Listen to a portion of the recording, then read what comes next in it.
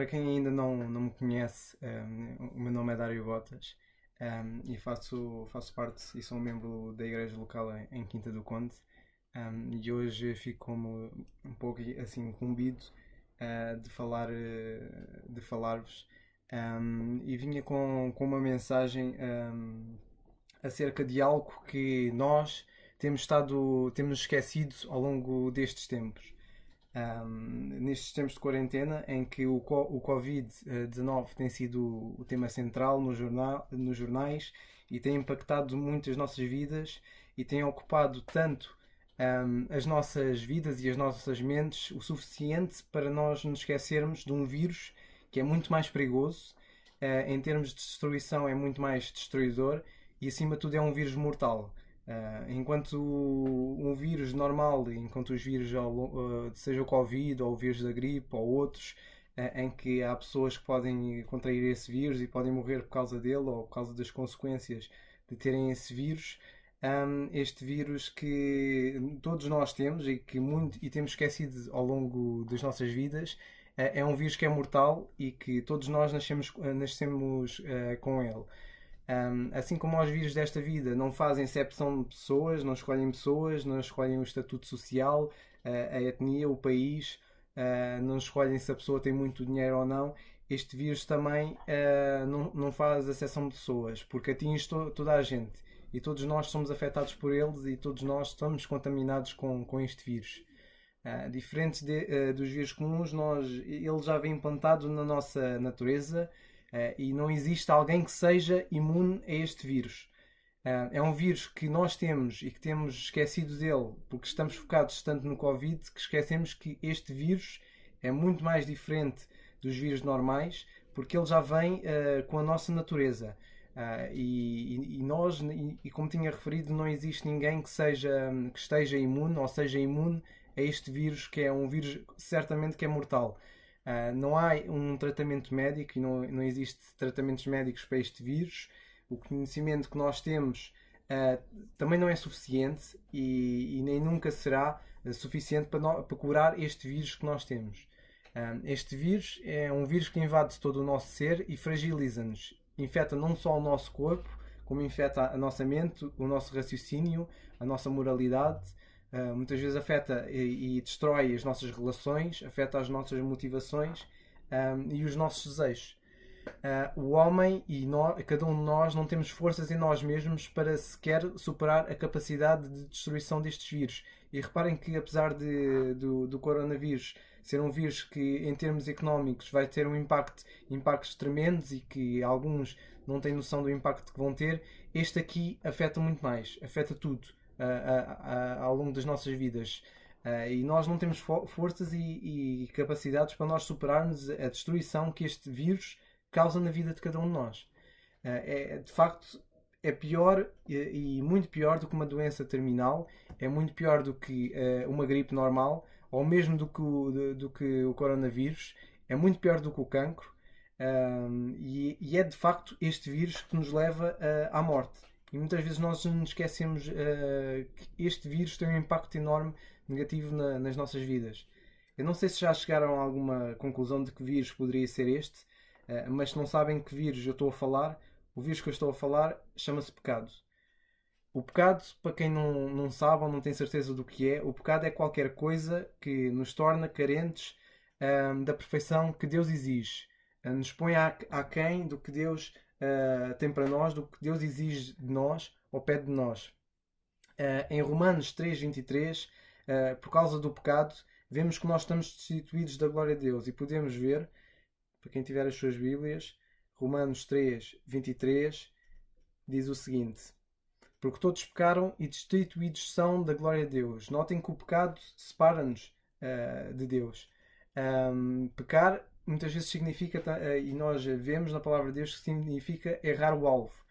E uma história que é a primeira história do primeiro pecado, para terem noção o que é, lendo Gênesis no capítulo 2 e 16, no capítulo 2 e versículo 16, se nós formos ler, vemos que a Bíblia diz assim: a primeira vez que Deus pediu algo ou disse ao homem para guardar algo, ou para não fazer algo, foi aqui nesta passagem, em que diz o seguinte: Ordenou o Senhor Deus ao homem, dizendo: De toda a árvore do jardim podes comer livremente, mas da árvore do conhecimento do bem e do mal, dessa não comerás, porque no dia em que dela comerdes, certamente morrerás. Notem que a primeira ordem que Deus tinha dado ao homem era esta. Era uma ordem muito simples. Ele podia comer tudo, menos daquela árvore do conhecimento do bem e do mal. E vemos depois, e se continuarmos a ler a história e passarmos para o capítulo seguinte, e lemos a partir do versículo 1 até o versículo 6, nós lemos que, ora, a serpente era o mais astuto de todos os animais do campo que o Senhor tinha feito. E esta disse à mulher: É assim que Deus disse: Não comereis de toda a árvore do jardim? E respondeu a mulher à serpente: Do fruto da árvore do jardim podemos comer, mas do fruto da árvore que está no meio do jardim, disse Deus: Não comereis dela, nem dela tocareis, para que não morrais. Disse a serpente à mulher: Certamente não morrereis, porque Deus sabe que no dia em que comerdes desse fruto, os vossos olhos se abrirão e sereis como Deus, conhecendo o bem e o mal.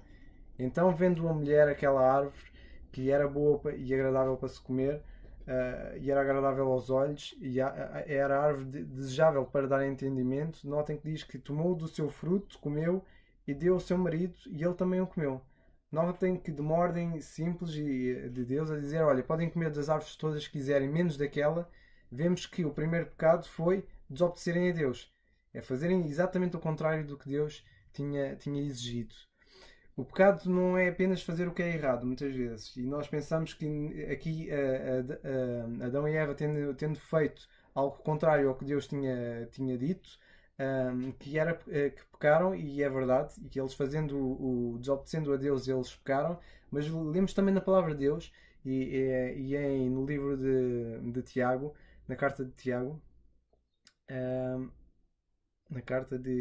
no capítulo 4 e versículo 17, lemos o seguinte. Lemos que também muitas vezes o pecado é não fazer aquilo que está correto. Se lemos no versículo 17, lemos o seguinte: Aquele, pois, que sabe fazer o bem e não o faz, notem o que diz, comete pecado. Muitas vezes o pecado também é não fazer aquilo que está correto, não fazer o bem. Não é só fazer mal, mas muitas vezes nós podemos fazer bem e não o fazemos. A palavra de Deus também mostra-nos que isso é pecado. É chamado o pecado por omissão. Pecar é transgredir contra a lei. É obstinada em nós recusarmos em fazer a vontade de Deus. E se lermos a primeira carta de João, no capítulo 3 e versículo 4, lemos isto mesmo, que diz o seguinte: Todo aquele que vive habitualmente no pecado também vive na rebeldia, pois o pecado é rebeldia. Notem também o viver, e mais uma vez, todo aquele que vive habitualmente no pecado, que o pecado é tão comum para ele, também vive na rebeldia, pois o pecado é rebeldia. É a insistência, e a muita insistência de não fazer a vontade de Deus. Quando a nossa consciência está pesada em relação a alguma coisa que pretendemos fazer e mesmo assim fazemos, isso também é pecado. Se nós lermos na carta de Paulo aos Romanos, no capítulo 14 e no versículo 23, nós lemos o seguinte: Mas aquele que tem dúvidas se come está condenado, porque o que faz não provém da fé, e tudo o que não provém da fé é pecado. Notem que quando nós algo, e muitas vezes nós temos esta impressão quando fazemos algo de errado, que pensamos, e parece que há algo na nossa mente que diz: não devias ter feito aquilo. E nós mesmo assim o fazemos, contrariamos a nossa consciência em relação a alguma coisa. Isso também muitas vezes estamos a pecar, porque nós vemos na palavra de Deus que Deus pôs esta consciência em nós sabermos que tínhamos pecado. Não é por acaso na história que lemos há pouco de Gênesis, no capítulo 3, versículo 1 a 6, no versículo seguinte, no versículo 7, é dito que eles abriram os olhos e eles repararam que estavam nus. E vemos que depois de Deus, quando os chamou, a primeira reação que eles tiveram foi esconder-se. Havia algo na consciência dele, e vemos que acerca do pecado deles que fez eles esconderem-se de Deus. E o pecado muitas vezes provoca isto na nossa vida. Nós, quando pecamos, nós ficamos separados de Deus e muitas vezes escondemos de Deus por causa disto mesmo, do julgamento, porque nós sabemos que está errado. Finalmente, toda a injustiça que nós cometemos, isso também é chamado de pecado. Se lermos, voltarmos novamente à primeira carta de João, no capítulo 5 e versículo 17, nós lemos o seguinte: toda a injustiça é pecado, e há pecado que não é para a morte. Notem que é dito e reforçando que toda a injustiça é pecado.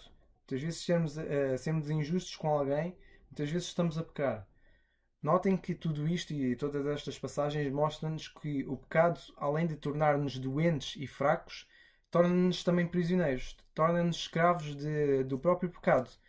Não é por acaso que, em resposta aos fariseus, o Senhor Jesus dizia: em verdade vos digo, que todo aquele que comete pecado é escravo ou servo do pecado. Pior do que estar muitas vezes em quarentena ou em prisão, e muitos de nós não gostamos de ficar presos, e uma das coisas da quarentena que com a quarentena obrigatória e o estado de emergência faz é o isolamento social, o estarmos fechados e sentimos-nos como se fôssemos presos nas nossas próprias casas. Vemos que uma prisão muito pior do que isso é ser o servo ou escravo do pecado. E vemos que todo aquele que, como o Senhor Jesus Cristo diz, que todo aquele que comete pecado, ele é escravo do pecado, não consegue livrar-se do pecado por si mesmo. E isso, o estar em pecado, e nós sabemos que a prisão condiciona-nos em tudo. Condiciona-nos a uma vida, e o pecado faz isso, condicionar-nos a uma vida em que nós erramos o alvo constantemente e não estamos livres para fazer outras coisas. Principalmente fazer a vontade de Deus. Vemos que em relação ao pecado nós estamos condicionados e presos e sermos levados a errarmos o alvo constantemente. E nós muitas vezes isso faz com que nós sejamos servos do pecado e estejamos sempre sujeitos a eles. Mas mais importante do que isso, do que nós sermos escravos do pecado, é nós precisarmos de perceber que o mais importante é que o pecado o que faz é separar-nos de Deus.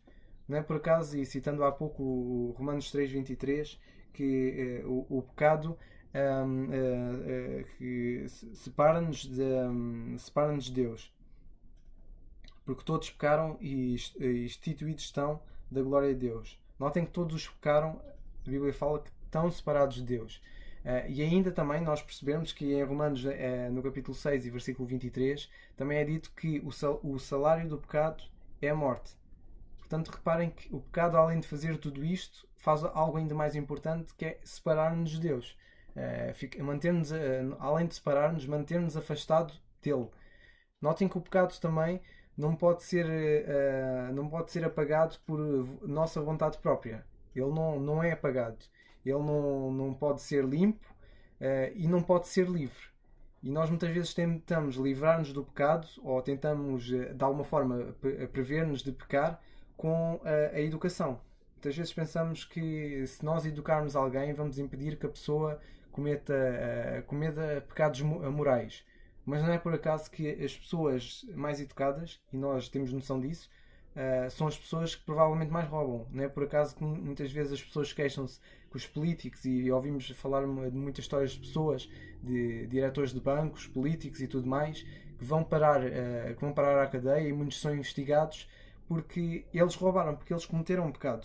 Se eles não tivessem cometido, infringindo a lei, e não tivessem pecado, eles não eram julgados. E notem que são pessoas educadas, com educação, com formação, e vemos que a educação não os livrou do pecado, não os livrou de eles deixarem de fazer o mal, muito pelo contrário. A educação fez com que eles fossem pecadores educados. Nada mais além do que isso. Notem que também a ciência também não pode ajudar-nos a livrar-nos do pecado, nem pode fazer com que o pecado seja removido ou nós não pequemos. A ciência, por muito que nos dê conhecimento e ajude e vá fazendo mudanças na nossa vida, e nós sabemos, e os avanços, seja na medicina, seja na astrologia, seja em todas as áreas da ciência, fez muito ao longo das nossas vidas e fez muito por nós. Possibilitou, por exemplo, nós termos este mecanismo de gravarmos vídeos e, por exemplo, disponibilizarmos na internet. Sabemos que a ciência deu-nos muita coisa boa, mas uma coisa que ela não fez, não pode fazer e nunca fará, é mudar a nossa vida interior. Ela não pode mudar uma pessoa, não consegue mudar alguém. Não pode remover esta natureza pecaminosa, não pode remover esta natureza de que leva-nos constantemente a nós pecarmos. Reparem também que a filosofia também não nos leva a nós deixarmos de pecar. Apesar, e uma coisa que sabemos da filosofia é que a filosofia é simplesmente a sabedoria humana. E esta sabedoria humana mostra-se completamente um fracasso em relação ao pecado, pois não fez nada pelo pecado, contra o pecado e quanto a remover esta natureza. Muito menos a psicologia. Por muito que a psicologia tente explicar o comportamento humano, a verdade é que a psicologia até hoje o que não pode fazer é mudar o comportamento humano. Por muito que queira. E todos aqueles que são psicólogos têm noção disso. Que muito que tentemos explicar o comportamento humano, nós não podemos mudá-lo. E ele não muda assim. Não é assim de repente que a pessoa deixa de ter esta natureza pecaminosa conhecendo o comportamento humano. Muito pelo contrário. Muitas vezes a psicologia até mostra-nos quão pecaminosos nós somos. Mas não pode mudá-lo. Muito menos o materialismo. Nós pensamos que ter coisas pode remover o pecado ou satisfazer-nos alguma coisa, mas por muito que o materialismo alimente, entre aspas, o nosso estômago, uma coisa que não pode fazer é alimentar, nem pode salvar as nossas almas do nosso pecado, por muito que nós tentemos. A melhoria do ambiente, o melhorar o ambiente e vivemos numa época em que também em que as pessoas preocupam-se muito com o meio ambiente. Notem que a preocupação com o meio ambiente ou fazer alguma coisa pelo meio ambiente também não faz nada. O meio ambiente e a preocupação com este meio em melhorar o meio ambiente, a única coisa que tem feito é simplesmente colocar uma roupa nova em alguém com uma natureza pecaminosa. E tem feito o colocar uma roupa nova sem colocar uma pessoa nova dentro dessas roupas novas. Não fez nada em mudar esta velha natureza do homem e tirar os nossos pecados. A verdade é que nós, por causa do nosso pecado, estamos condenados. Estamos condenados a esta vida pecaminosa, a uma vida de fracasso, que o que vai levar-nos é à morte. E como nós lemos há pouco em Romanos 6:23, o salário do pecado é a morte. E uma das coisas que nós vemos na palavra de Deus é que quando o Senhor disse a Adão que se ele comesse da árvore do conhecimento do bem e do mal, uma das coisas que ele disse, se ele comesse isso, ele ia morrer. E de facto, Adão morreu. Nós não vemos, quando Adão pecou, nós vemos que Adão morreu porque uma das primeiras coisas que aconteceu foi ele ficou separado de Deus. Ele não morreu logo fisicamente, mas a verdade é que ele morreu espiritualmente, ficou separado de Deus, e vemos que depois, mais tarde, ele morreu fisicamente.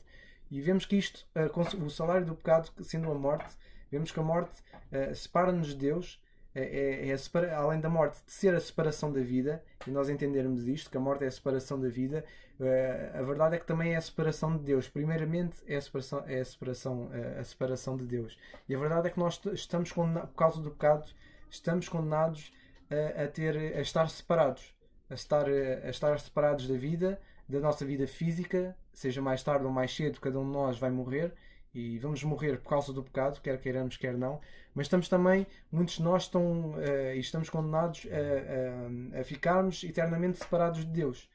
Não é por acaso que o Senhor disse que Ele era a vida, e só Ele pode dar a vida. Não é por acaso que ele em João 14,6 ele diz: eu sou o caminho, a verdade e a vida. E nós, estando separados deles, estamos separados da vida, seja da vida física ou vida espiritual. E a verdade é que nós, por causa do pecado, estamos condenados. Isto leva-nos, se calhar, e muitos de vós a questionar-vos, que é como é que nós então podemos livrar-nos do nosso pecado. Será que com tudo isto que e falando até agora, nós só vimos problemas acerca do pecado, só nos traz problemas. E será que há alguma solução? Nós, em relação ao Covid, por exemplo, se calhar as pessoas os médicos e cientistas têm procurado tratamentos e fazer uma vacina para resolver este grande problema, mas a verdade é que até agora ninguém descobriu uma vacina para a pessoa deixar de pecar. Ninguém descobriu uma solução, um remédio, um tratamento para fazer. Será que nós temos alguma saída, alguma alternativa, alguma solução para o pecado? Como é que nós, sendo servos do pecado e estamos presos ao pecado, podemos ser realmente livres? A maioria das pessoas, pensando nisto, como é que se pode livrar do pecado, ou qual a solução para isto, pensam que a solução e a salvação dos nossos pecados é alcançada pelas boas obras. Ou seja, eu, apesar de ser pecador e de pecar, vou tentando viver o melhor que posso. Vou tentando ter uma vida decente e vou tendo boas intenções. E muita gente acha que fazendo essas boas obras, vivendo uma vida sem chatear ninguém, tentando procurar ter uma vida decente, ainda com as suas falhas, tendo boas intenções, que isso pode ajudar alguma coisa a talvez equilibrar a balança. Muitas vezes pensam que fazer as boas obras equilibra a balança dos nossos pecados. Ou seja, eu cometi um erro moralmente, eu pequei, então eu vou tentar equilibrar fazendo uma boa ação, uma boa obra. A verdade é que a maioria das religiões ensina isso. E a maior parte das pessoas no mundo acredita nisso. Mas notem que a Bíblia diz, em Provérbios, no capítulo 14 e versículo 12, diz que há um caminho que ao homem parece direito, mas o fim dele são os caminhos da morte. Notem que muitas vezes nós pensamos que, de facto, fazer boas obras, ou ter boas intenções, ou procurar viver uma vida decente, pode parecer algo bom, pode parecer algo direito, mas como nós vemos na palavra de Deus, ele parece direito, mas o fim dele são caminhos da morte. Ainda que achem que seja por boas obras, nós lemos que todos nós somos como o imundo e todas as nossas injustiças são como o trapo da imundícia. E todos nós murchamos como a folha e as nossas iniquidades como o vento nos arrebatam. Isaías, capítulo 64, versículo 6. Notem que, e mais uma vez ele diz, todos nós somos como o imundo, e notem, todas as nossas justiças são como trapos da imundícia. Nós vemos então que não é por aí a solução. A solução não é nós termos boas intenções, fazermos boas obras ou procurar ter uma vida decente. Essa não é a solução.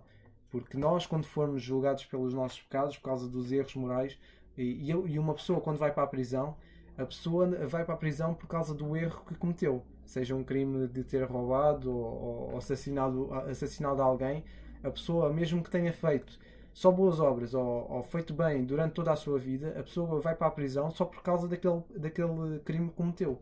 Mesmo que tenha feito muitas coisas boas ao longo da sua vida, a pessoa é julgada e condenada e é presa por causa desse pecado em particular que cometeu. Por isso nós vemos que aqui o equilíbrio da balança não é a pessoa compensar com boas obras, mas é sim sofrer a condenação, ir preso. O ir preso e pagar pelo mal que fez, aí é que nós vemos que a pessoa é preciso haver o pagamento e é preciso alguém pagar por tal pecado. E nós muitas vezes tentamos compensar com as nossas boas obras, mas não é assim que Deus quer e não é assim com Deus que funciona. Apesar de não ser por aí, nós tentarmos compensar os nossos pecados com boas obras, a verdade é que há solução. Há uma solução para isto. E a solução para o nosso pecado, por causa dos nossos pecados, não é uma boa ação, não é uma boa oferta, seja na igreja ou alguém, ou ajudar alguém na rua. Não é isso, ainda que essas coisas sejam boas de fazer. A verdade é que isso não nos livra dos nossos pecados, nem é uma paga por eles. Mas a solução não é nada disso, mas é uma pessoa. E essa pessoa é o Senhor Jesus Cristo. É Ele que é a solução para os nossos pecados e é Ele que nos pode livrar dos nossos pecados. Não é por acaso que o Senhor Jesus Cristo foi à cruz do Calvário para morrer em nosso lugar. Notem que o nosso pecado foi tão grave e é tão grave que fez com que Cristo, o próprio Deus, tivesse feito homem e viveu uma vida sem pecado e morreu por causa dos nossos pecados. Porque o nosso pecado é algo tão mau para Deus que fez com que Ele desse o seu próprio Filho e com que o Senhor Jesus Cristo fosse à cruz por causa dos nossos pecados. Notem que Ele morreu a morte que nós merecíamos. E é isso mesmo que diz na carta de Paulo aos Gálatas, no capítulo 2 e versículo 20, que diz o seguinte. Diz assim: já estou crucificado com Cristo e vivo, não mais eu, mas Cristo vive em mim. E a vida que agora vivo na carne, vivo-a na fé, no Filho de Deus. Notem o que ele diz agora: o qual me amou e se entregou a si mesmo por mim. Notem que foi o nosso pecado que fez o Senhor Jesus Cristo ir à cruz e é Ele e é nele que nós vivemos. Ele morreu por causa dos nossos pecados. E nós vemos isso também na primeira carta aos Coríntios, no capítulo 15 e versículo 3, que diz o seguinte: porque primeiramente vos entreguei o que também recebi. Notem que ele diz que Cristo morreu pelos nossos pecados segundo as Escrituras. Ele pagou a nossa dívida que nós tínhamos, e pagou esta dívida que era nossa, e que a culpa de ter esta dívida foi nossa. Fomos nós que contraímos esta dívida. Mas vemos que ele mesmo assim pagou esta dívida. Ele cumpriu a pena em nosso lugar. A pena que deveríamos ser nós a cumprir, ele cumpriu-a em nosso lugar. Lemos isto também na primeira carta de Pedro, no capítulo 2 e versículo 24, que diz o seguinte: diz assim: levando ele mesmo os nossos pecados em seu corpo sobre o madeiro, para que, mortos para os pecados, pudéssemos viver para a justiça, e pelas suas feridas fostes sarados. No capítulo seguinte desta mesma carta, e no versículo 18, lemos ainda: porque também Cristo morreu uma só vez pelos pecados, o justo pelos injustos, para levar-nos a Deus, sendo na verdade morto na carne, mas vivificado no Espírito. Esta é a palavra-chave. A palavra-chave é substituto.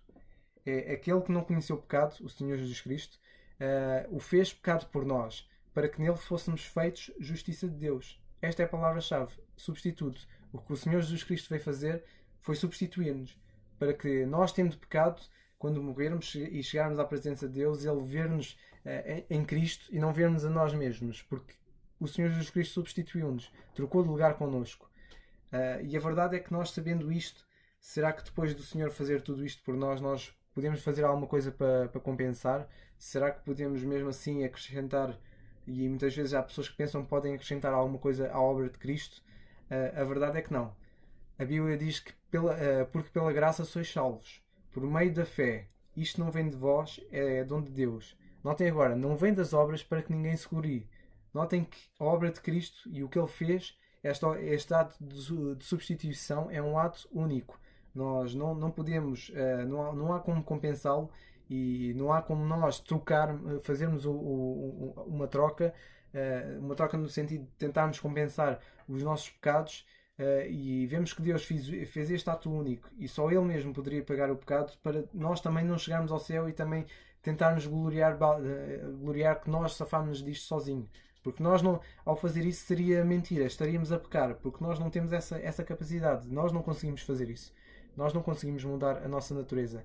E a nossa natureza tem de ser mudada por quem a pode fazer, que é o Senhor.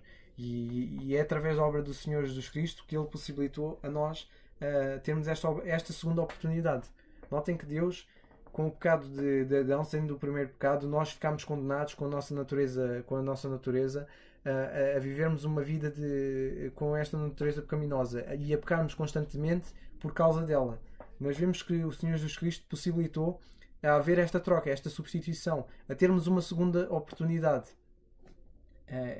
E de facto Deus deu-nos esta segunda oportunidade.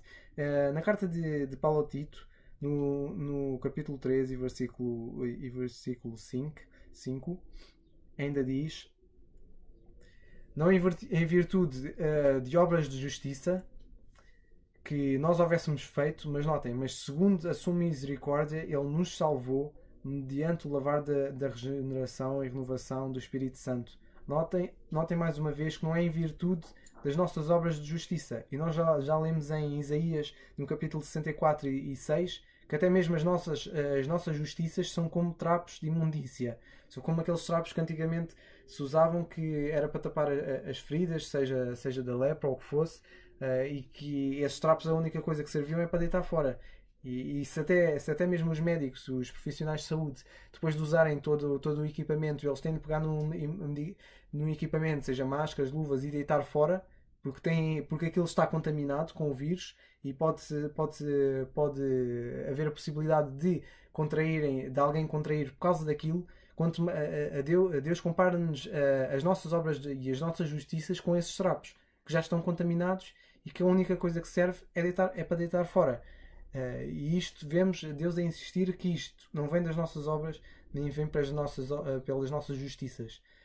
Se as boas obras fossem um meio de salvação, então, mais uma vez, ninguém poderia saber se está salvo ou não. nem sequer poderia saber se quanta obra é que nós temos de fazer, quantas as boas ações e quantas obras de justiça nós temos de fazer. Será o que fizemos até aqui é suficiente? Será que até ao futuro é suficiente?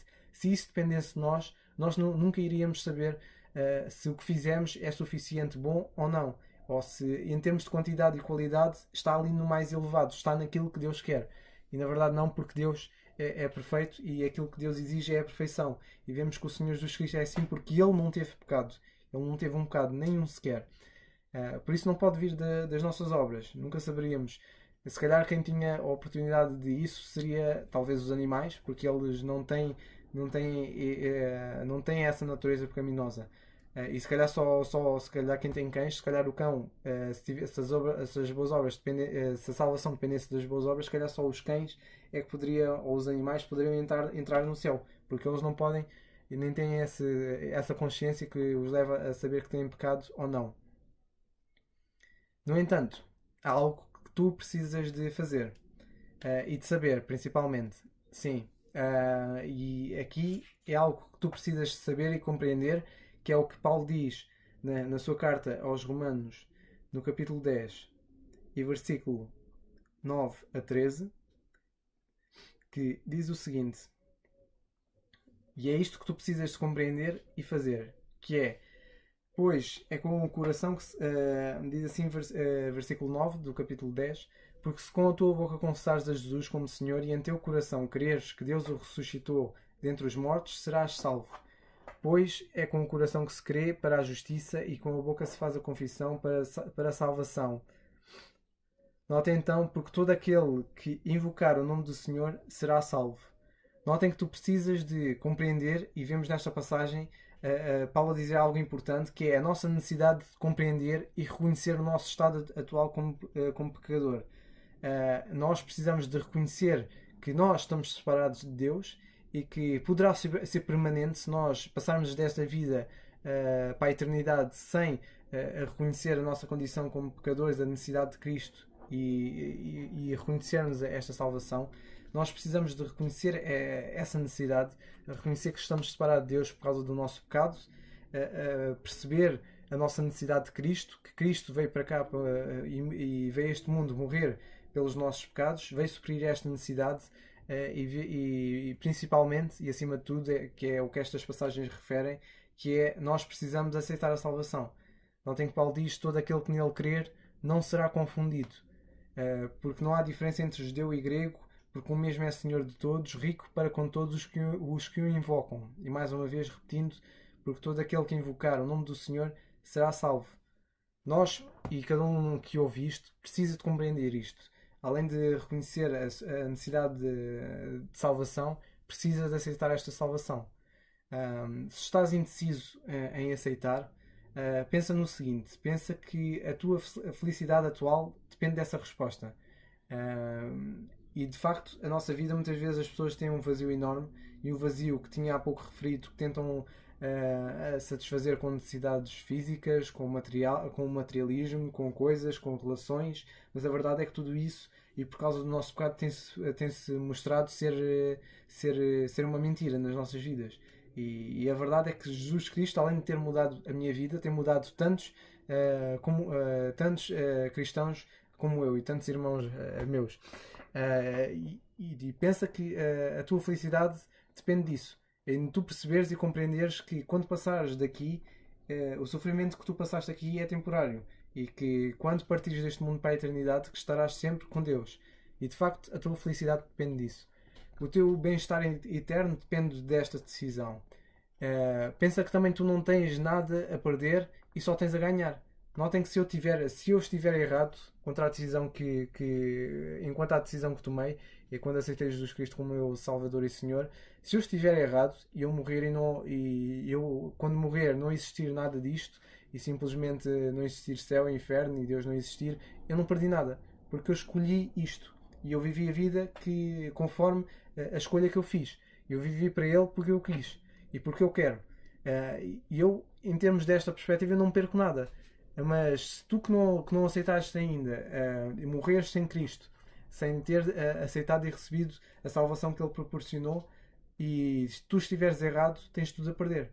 Vais estar eternamente separado de Deus e vais ser condenado pelos teus pecados e vais parar ao inferno onde estarás eternamente a sofrer, eternamente separado de Deus. E notem que esta decisão simplesmente não perdes nada, só tens a ganhar. E eu neste caso, eu pelo menos não tenho nada a perder. E nem perdi nada, pelo contrário, só tenho ganho até aqui. Mas se tu estiveres errado, tu que não aceitaste em Cristo, podes vir a perder tudo. E outra é, não há nenhum risco envolvido nesta decisão. Eu não tenho nenhum risco em perder nada. Porque eu escolhi isto também. E isto tem-me beneficiado até aqui. Porque, como dizia Paulo, na carta aos Filipenses, se não me engano, que o viver é Cristo e o morrer é ganho. Notem que o morrer para nós ainda é ganhar mais. E sabemos que nós passamos por muitas dificuldades, né? E vamos todos passar por dificuldades, uns mais do que outros. Cada um há de passar as suas dificuldades, mas a verdade é que nós podemos contar com Cristo, que Ele vai estar sempre presente nas nossas vidas. Precisas disto mesmo e precisas disto agora.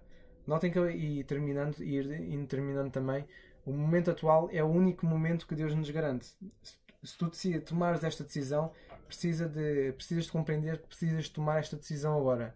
Notem que Deus diz na segunda carta de Paulo aos Coríntios, no capítulo 6 e versículo 2, que diz: Eis agora o tempo sobre o modo oportuno, eis agora o dia da salvação. Uma coisa é verdade, a vida é incerta. Todos os dias as pessoas levantam-se e há muita gente neste mundo que se levanta, vai trabalhar, ou seja para o trabalho, seja em teletrabalho, para quem trabalha em casa, vão trabalhar e muitas vezes vão trabalhar sem esta noção que provavelmente, se calhar, à noite não voltam para casa e que provavelmente à noite vão sem este sentido, sem perceber que provavelmente nesse dia vão morrer, vão se encontrar com Deus. Alguns deixarão o planeta Terra devido, seja um ataque cardíaco, seja, até pode ser mesmo, e temos ouvido nas notícias, pessoas morrerem por causa depois de terem contraído o Covid-19, seja de um acidente, de um assalto violento, seja do que for. Há muitas, e a verdade é que nós estamos sujeitos à morte todos os dias, e a morte é iminente, e nós não sabemos quando é que vamos cair para o lado. E muitos de nós levantam-se sem saber que logo à noite não se vão deitar novamente. O único deitar vai ser para nunca mais levantar, porque vão partir deste mundo. E pensa que esta decisão que tomares, a única oportunidade que tens para o fazer é agora. Por isso, não adies essa decisão, porque a verdade é que podes não ter outra. Nós muitas vezes pensamos que temos o dia da manhã, mas se calhar podemos não ter. Que o Senhor te abençoe e abençoe cada um de nós e possamos cada um de nós compreender a necessidade que nós temos de Cristo nas nossas vidas por causa dos nossos pecados. E que neste tempo de quarentena te lembres que há um vírus muito pior do que aquele que estamos a viver, que é o pecado. E é verdadeiramente por causa disso que nós vamos morrer. Mas a verdade é que Deus possibilitou e deu-nos esta solução. A solução de nós, além de estarmos livres da condenação do pecado, termos a oportunidade de estarmos eternamente com Deus. E quando morrermos, termos esta esperança, esta certeza de que vamos estar eternamente com Ele. E tendo esta esperança, é esta esperança que nos faz, além de levantar todos os dias de manhã, seja independentemente da situação, seja o pior cenário ou o melhor dos cenários, a verdade é que Deus garante-nos e dá-nos esta certeza de que nós podemos ter paz em tudo. Porque, como Cristo diz, tendo bom ânimo, porque vocês terão dificuldades na vida, mas tendo bom ânimo, porque eu venci o mundo. Independentemente das nossas dificuldades, nós temos esta certeza e esta esperança. Não diz essa oportunidade e que Deus nos abençoe. Amém.